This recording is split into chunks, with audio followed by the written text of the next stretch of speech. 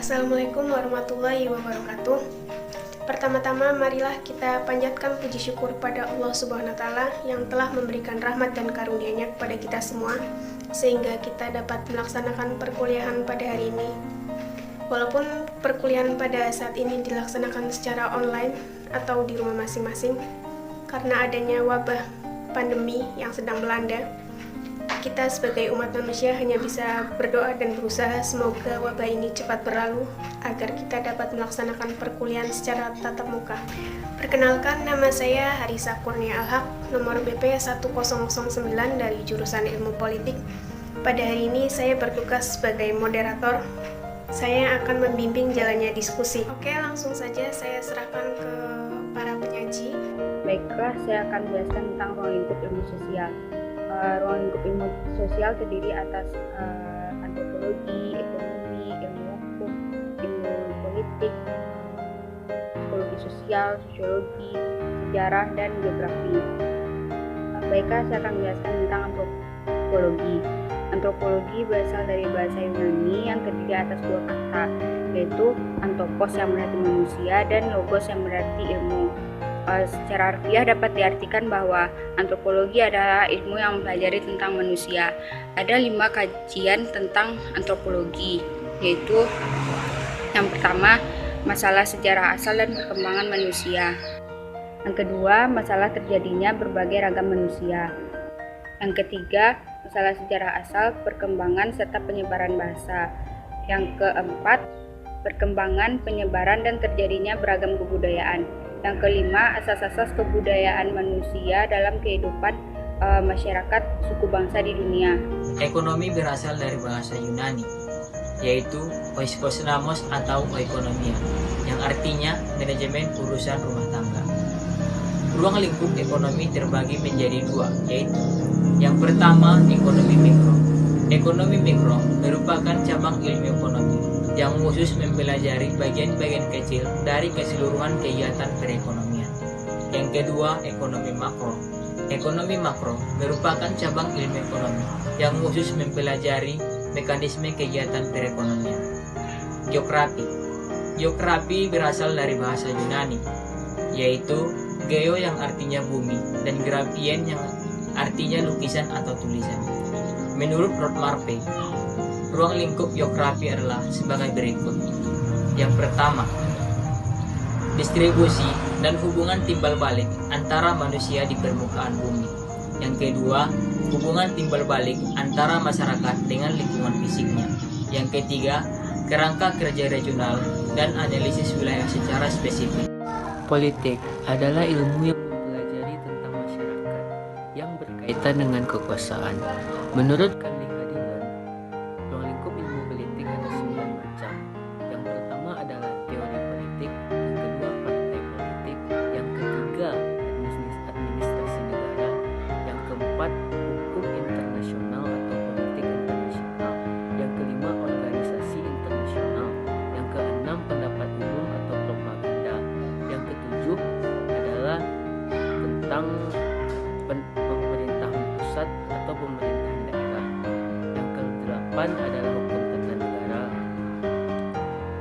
Yang ke-9 yang terakhir adalah perbandingan politik. Psikologi. Menurut Atkinson 1996-18, psikologi adalah ilmu yang berkaitan atau berhubungan dengan mental.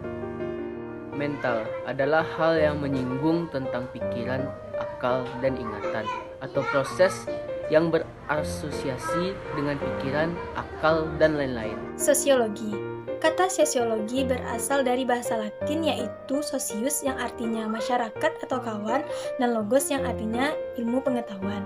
Jadi, sosiologi adalah ilmu yang mempelajari tentang seluk-beluknya masyarakat. Sosiologi sendiri berasal dari Eropa pada abad ke-19 yang dikemukakan oleh Auguste Comte. Ruang lingkup sosiologi adalah semua yang mencakup interaksi sosial. Misalnya interaksi antara individu dengan individu seperti kita berbicara dengan teman kita, dan interaksi individu dengan kelompok seperti guru yang mengajar muridnya, dan interaksi kelompok dengan kelompok yaitu seperti aksi tawuran yang merupakan interaksi negatif.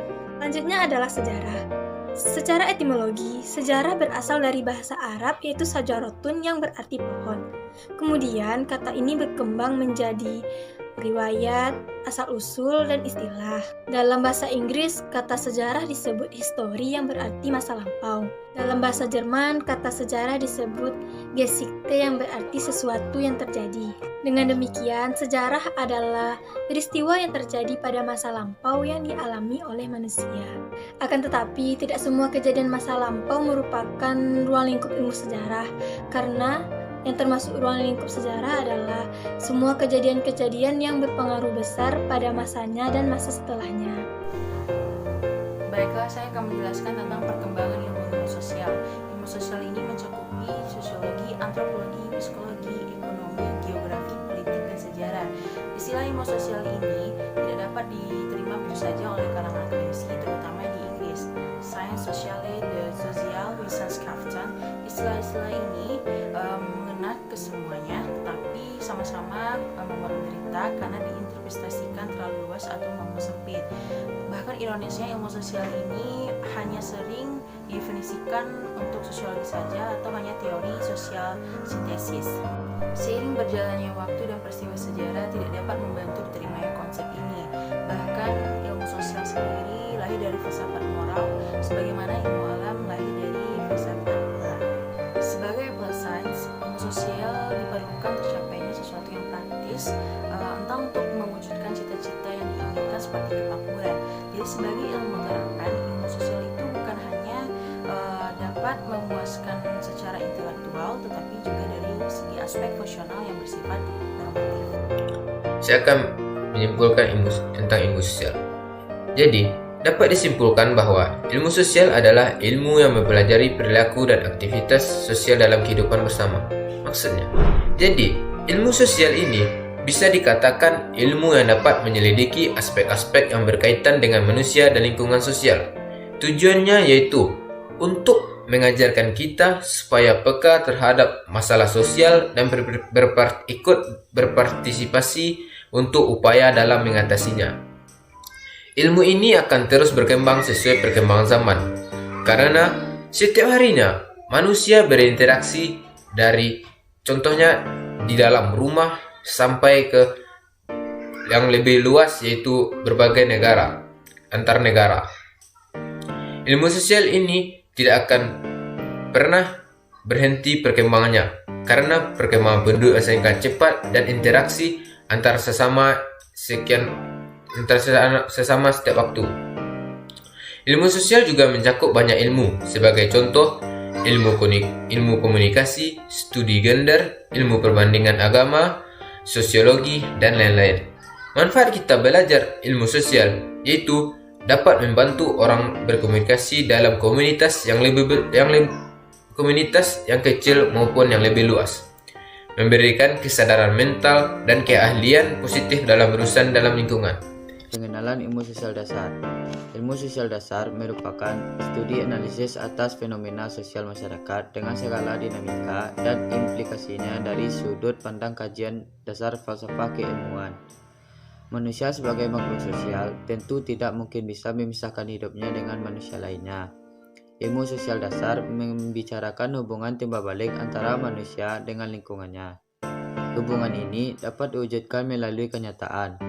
Ilmu sosial dasar bukan merupakan gabungan dari ilmu-ilmu sosial yang dipadukan, karena masing-masing sebagai disiplin ilmu memiliki objek dan metode ilmiahnya sendiri-sendiri yang tidak mungkin dipadukan.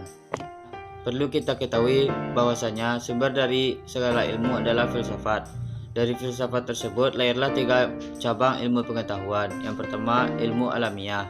Ilmu alamiah adalah ilmu yang mempelajari tentang kehidupan alam yang berhubungan dengan alam, seperti fisika, kimia, biologi, dan lain-lain. 2. Ilmu sosial, yaitu ilmu yang mempelajari tentang sosial manusia dengan lingkungan sekitar, seperti sosiologi, ekonomi, politik. Yang ketiga, yaitu ilmu budaya. Ilmu budaya yaitu ilmu yang mempelajari adat istiadat atau kebiasaan hidup manusia di suatu wilayah, seperti bahasa, agama, sastra, dan kesenian. Baik, cukup sekian presentasi dari kelompok 5 pada hari ini. Jika ada pertanyaan, silakan berkomentar dengan nomor BP dan kelompoknya masing-masing. Kami batasi hanya 5 pertanyaan saja. Kami undur diri. Mohon maaf jika ada salah-salah kata dan kekurangan dalam mempresentasikan materi pada hari ini. Wassalamualaikum warahmatullahi wabarakatuh.